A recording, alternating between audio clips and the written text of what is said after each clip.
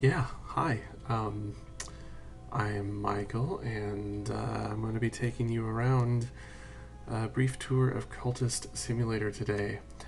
Um, oops, we got a brand new version because the latest Exile DLC here just released. So that's pretty exciting. So I've got all the DLC at this point, which has been made available on PC. The Exile DLC has not yet hit mobile. But you know, what can you do?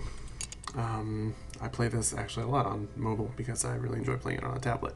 But it is a super awesome PC game. So we're just going to take a quick look. I'm going to purge my save so that we can start fresh. And I'm just going to give you guys a brief overview of the game because I have some friends who have bounced off the game.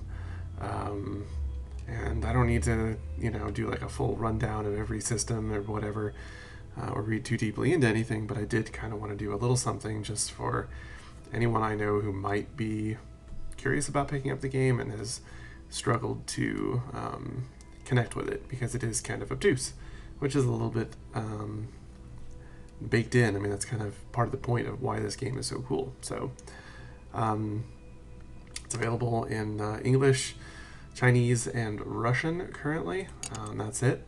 Hopefully there'll be some more later. I'm still waiting for that Japanese release, but this thing is a monumental task as far as translation goes, being that it is a narrative game, albeit a somewhat unique one. So anyway, let's jump into it, just because, yeah, I really hope that this can expose at least a few people to the game in a way that might ease them into it, so that it won't be so intimidating. So we start as an aspirant, and I'm not going to read everything too closely here, even though this would make a fun let's play. That's not my goal with this video, so I will kind of leave it to people to kind of follow this stuff on their own. But to start, we're just gonna kind of run through it briefly. So you can see here we've got two things. We've got this card here, which we can drag around this virtual desktop, which can also be zoomed in and out and dragged around. So you've got a nice virtual table to play on. And you can zoom in to appreciate the art or get a closer look at things. And then you've also got this here, which is the community tends to call them verbs. They're essentially actions you can take, which interact with your cards. There's some other stuff going on the screen. It's not too complicated. We have health here. These things are passion and insight, and those are reason rather, passion and reason, which are your sort of two basic mechanical elements that you use for a lot of things, along with health, which is kind of its own separate mechanism, and then money. So fairly straightforward. We don't have any of these things at the moment. It takes a little while to build some of that up. You can place things wherever you want them. That's one of the neat features about this game, but it also causes people to bounce off of it sometimes, is you can kind of tailor the game board itself to something of your liking by putting stuff wherever you want. So if you're a lefty or righty, you might decide to change things up a little bit. If you're totally OCD like me, you'll either love this or hate this, because it kind of doesn't do things automatically for you. I don't know. I do have some snap to grid on. I think I default it to let me see. There's different options you can do here. Grid snap size. So I have it at a quarter card, but you can turn it off so that things are totally free-flowing, or sort of one card space at a time, half or quarter. I like quarter because it does give you some snap, but still, pretty nice amount of freedom. So that appeals to my OCD mind. Anyway, before we get any further into sort of that mundane stuff, let's take a look at what we got here. So again, this is just me left-clicking on stuff to drag it around, and then if you right-click, you can get a little description of what you clicked on. So menial employment is what this card is called, and it gives you a little description here and this tag here at the bottom, which you can also click on, and that will further tell you you can have a bunch of these on a card. And this is aspect job. So different cards are going to have different aspects. They may have many different aspects, but the aspects that they do have are kind of just like almost like a tag, sort of a category that gets tagged onto each thing, which dictates what you can or can't do with them. Don't worry about that too much. It just kind of, you figure that out in time. We can also do a little right click to open up our work verb here, this action. So here, as you can see, there's a slot, which highlights when you go over it. You can click on that and it will show you what you can do with it. So here are the tags, these aspects that can go into it. So ability, benefactor, desire, right, or again, job, which we have this one card here that is a job card. And what you can't put in there is scholarship. So that's just kind of how that information is displayed. Again, don't let it overwhelm you. Don't worry about it too much. You'll figure it out. So you can either drop a card into the slot like this, and then this window here will change to give you some sort of narrative. And if you pull it out again, that goes away and it becomes empty again, and you can't start it because there's nothing there. Or you can drop it directly onto the action itself like so, and the same thing happens. It drops into that open slot. So in this case, it's giving you sort of the start of this aspirant's story. And then if we hit start, you can see time starts to go, and this is very much like a plate spinning type of game in a lot of ways. So the timer counts down, and then another thing happens. So you get this nice little payoff right here. Now you can see we have a timer counting down on a new thing that just appeared on the board. So some people have thought this is the kind of game that you're supposed to play live and like never pause it. That's totally not the case. There's a pause button for a reason. You can fast forward, you can go at normal speed, and that's just to kind of make your life easier. So we finished essentially this. The time our work thing finished up, and we get this new bit of sort of exposition here. And this thing in the brackets here kind of gives you some mechanical information. That's a fairly common thing. And then we have these two cards which are flipped over. We can flip them ourselves manually or hit collect all to just get it all onto the board at once. And we got funds and health. So we now have this new guy here. This is where your cards will show up. This was not in the default game when it launched, but it's a nice little quality of life edition that came later. So things will pop out of this wherever you set it, so you can kind of like use that as your little conveyor belt for new stuff and put it wherever you like. So we have funds now, that's great, and we have health. So you can see it down here, health is now at 1 and funds are at 2, so that just kind of helps you keep a running tally. If we right click on our health card, you can see that it has its own description.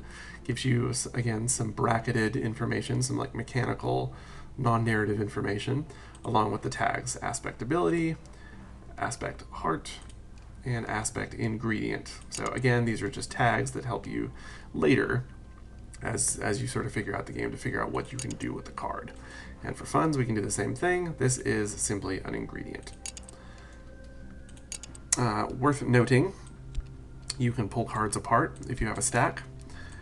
People sometimes get lost on this because it's not immediately apparent, and if you just click and drag on the card to pull things out of it, out of a stack, or if you click and drag the actual number of the stack, you'll drag the whole stack around. So that's kind of a handy thing to note. Okay, so, oops. Our work action is now empty again. It's just back to what it was before. It's dormant, essentially. But we got this new thing here, this new action, which again can also be dragged around even though it's got a timer going on it. And if we open that up with a right click, you can see that this has some narrative again. Our character is dreaming currently, and this timer is going. You can see it says running. We can't start anything, we can't do anything, can't put anything on it, and we're just waiting for that to finish. So we can unpause, and we can fast forward to go faster. Or go back to normal. And in this case, we can actually, as you saw, when I picked up this health card, it highlighted this work thing. So if I flop that in there, all of a sudden we see that, hey, look, we can do back-breaking work for meager pay. So hey, why not? So we'll start that. And now we've got another timer going. So we can just close this up and let these timers go. And in roughly 8 seconds, we'll have this dream action finish up. And voila! Now we have another new thing that just spawned out of that. This happens at various times throughout the game. It happens a lot in the beginning because it's kind of tutorializing you a little bit. It's gradually introducing you to new aspects. But yeah, not everything does that. Usually this is what you'll get is a card reward and possibly a narrative reward to go with it. So apparently we were dreaming, and okay, you see that this mechanical thing has indicated that time is now passing. We already saw that. And now that that timer has run down, we can flip these cards and see what we get. We get contentment and passion. Cool. But what if you forget something? Well, you see down here there's these little arrows. This is also not immediately apparent. You can click on these to go back and forth between the bits of exposition delivered from one of your actions, from one of your verbs.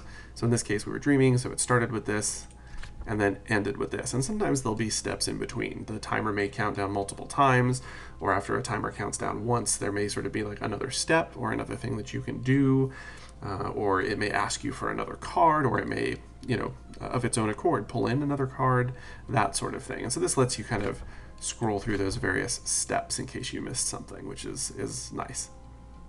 So we'll just collect all, and those all get thrown down here, and you can now see we have this empty, dormant dream action, and we have contentment. So if we open that up, you can see here that it's got some mechanical explanation, and it's got its own set of aspects as usual, and passion as well, which you can see down here at the bottom is reflected that we now have 1 passion. And this is essentially a different kind of thing like this health card. It's another sort of active resource at your character's disposal. Whereas this one, you can see, has a timer on it. It's got a number. And if we unpause and hover over it, you can see that that counts down. It means you have a limited time in which to use this. Okay? Fairly straightforward. So, what do we have here? A change in the air. All right, this is a new thing that's happening. It's telling you that you're going to need funds to live, and there's another counter. This is kind of just sort of a mechanical thing that's happening because the game is new, because we just started this fresh save. So we'll let that go, and we're about to finish up our work here, so I'll just close this so we can take a look at that when it's finished. Aha, things happened. Okay, so we got a new thing that happened here. Right, and this, you can see by the 3, it has finished doing a thing, and we now have a 3-card reward. So I finished my unskilled labor. It gives me some, brief exposition there talking about what happened. I can flip over this card. Hey, I made money. Cool. Collect all. And now you can see my health has been fatigued. Okay, so that's what you can tell at a glance down here. I have no active health cards. I have 1 sort of used health card, and it's got a timer on it. That's the reverse of this contentment. This contentment, if we let this go, you'll see is going to time out roughly around the same time as this finishes up. And it's going to actually poof out of existence, because that's the kind of card it is. Some cards will just disappear after their timer runs out. Others may change. They can evolve into other cards, sometimes positive or negative. And in this case, this one's not going to disappear. It's just going to become usable again after 47 seconds. And we got some vitality. This is another kind of health-related card. If you pick it up, you can see nothing is highlighting, so I can't do anything with it right now. But I got that as a result of having worked. It was part of my reward. I got this vitality card. And you can see here it has a mechanical note that says you can use it with another vitality to improve your abilities. And it only lasts 3 minutes if unused. So it's not entirely fair for people to say that this game has no tutorial, because it certainly gives you some mechanical tips. Some of those were added post-launch just to kind of help people out a little bit. And it's helpful, if you forget exactly what something does. Okay, so This is running down. We can take a look at it if we want. And this is, since we missed the first part, I think. Oh no, we actually did look at this. Well, it hit a second part. The timer ran out, and then voila, now it's doing another bit. So you can see we've got another little bit of exposition here. And we got this new thing here, which is what? This is time passing. So that's what this was talking about. Now we all of a sudden have time passing. And this is just kind of your turn counter, essentially. Every time this runs out, a new thing happens. You need funds in order to stay alive. It just automatically draws a money card. That's what this magnet symbol means. It just means it's going to pull in a card regardless of whether you want it to or not. Usually there's a condition like it needs this card, and if you don't have it, then something bad might happen. But it might be the other way around, where you don't want to have the card that it wants. Like it's trying to pull in a bad card, like an injury or something like that.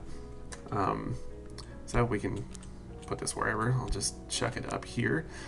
And we wait and see what happens. But we also got this passion card we haven't done anything with. Looks like we can use passion with both this dream verb and the work verb. So we can do either one. So this is essentially kind of the first main choice you get in the game, I guess. But this is like a good way of, I guess, summarizing sort of what the gameplay is.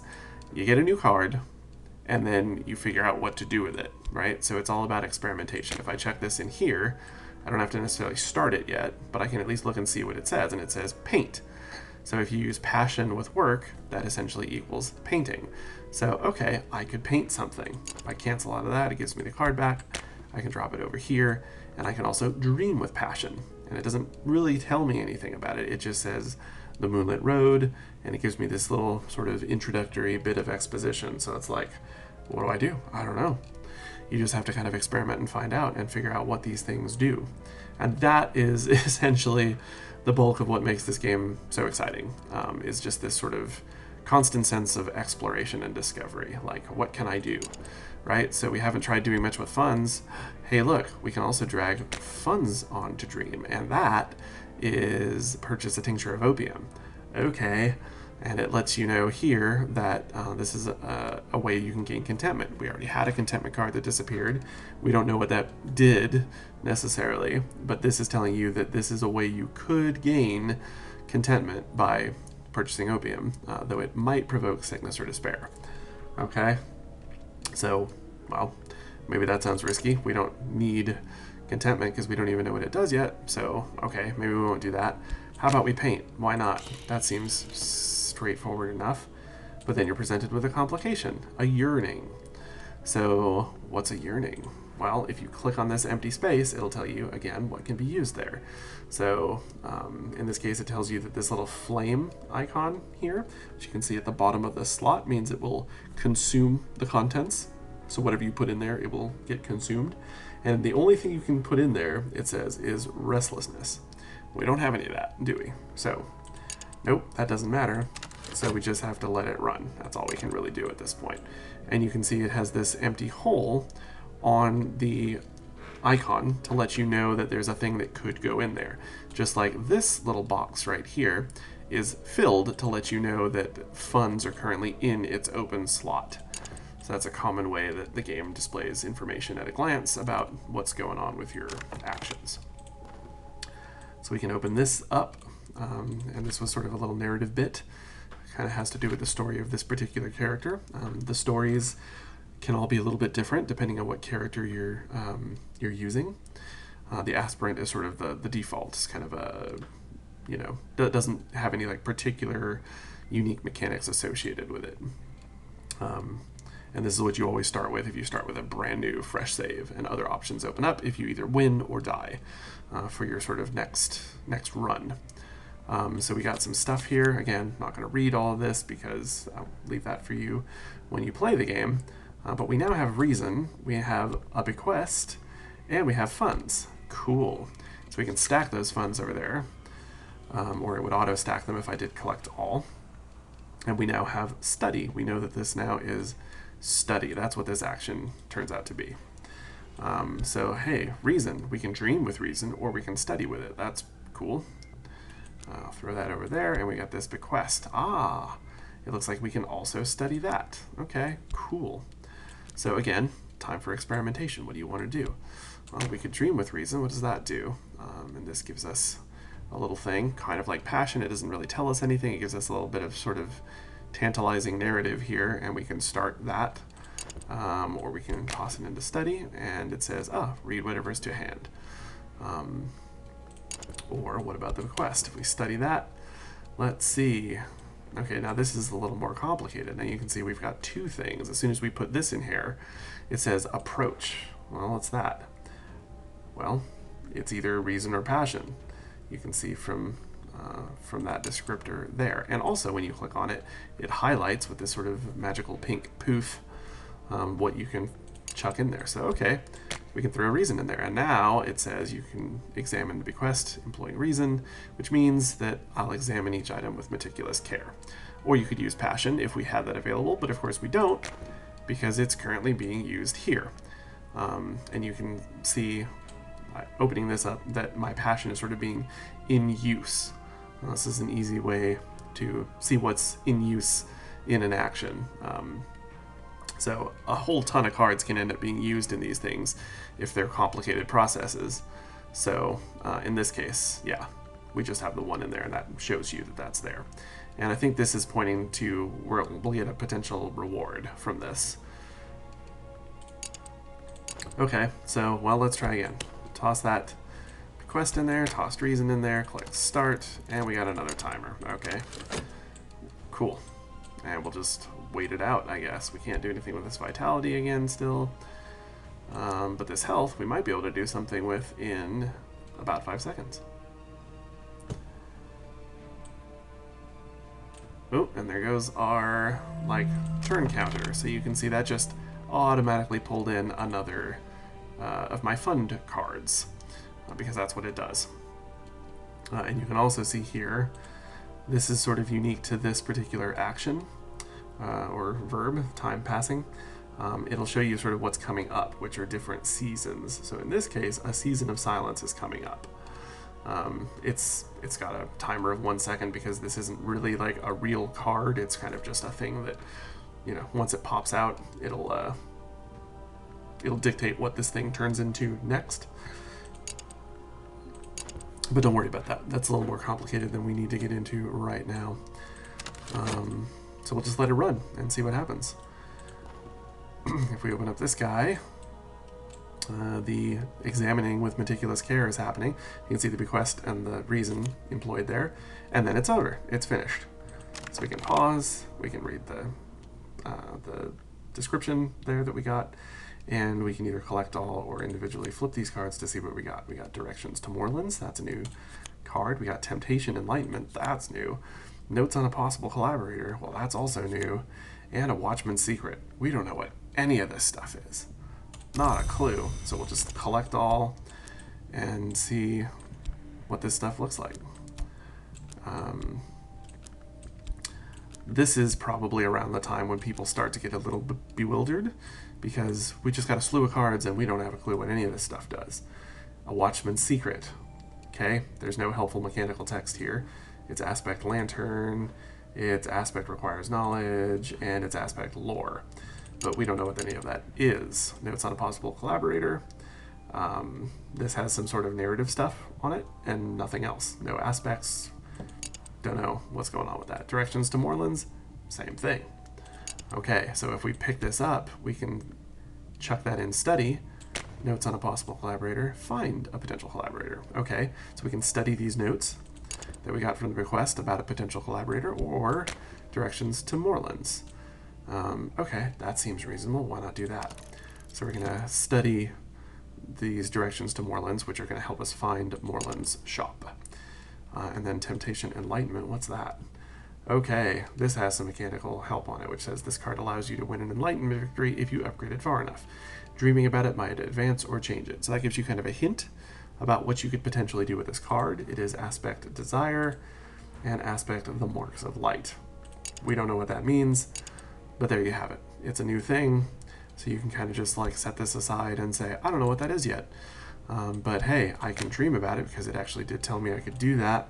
Maybe this will do something, maybe it won't. That's for you to experiment with. Watchman's Secret. What exactly is that? We still don't know. We can't really do anything with it yet because all of our stuff that could use it is in use. So we've got our painting has now been finished.